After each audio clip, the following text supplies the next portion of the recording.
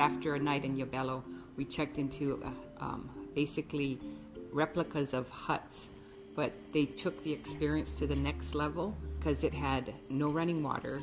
It did have electricity. But the outlets didn't work. Yeah. When we got to that hotel in the town of Moyale and there was no running water at all, we panicked. We had to make a critical decision whether we were going to use the water to bathe or we were going to be considerate and flush the toilet. So we chose to flush the toilet, so we went 1 week without bathing. Oh, the food and the toilets. And Tiffany. You guys lie. Melanie, I don't know where you guys were eating, but OMG. I ended up losing weight. And that's really hard for me to do. What about the bathrooms? Oh my God. I'm going to... This is her face throughout the whole trip. It was so nasty. It was so nasty. If we can interject and just show you something nice. The people there were just amazing. Just seeing how they live their lives and the conditions they're in. And they wouldn't be saying the stuff that we're saying right now.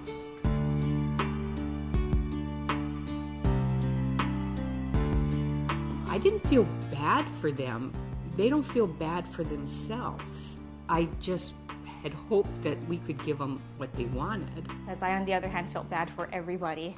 One instance that sticks out in my mind is when we were in the town of Moyale. It was, a very, very poor town. It was hard, man. This kid was rubbing his tummy. He was gesturing to his mouth. I still think about that boy and his face and his clothes and his smile that, just sticks in my mind, And if those kids can find something to sing about, we can find something too, And it's those songs and those smiles and everything that just resonates with me and has really changed my life forever.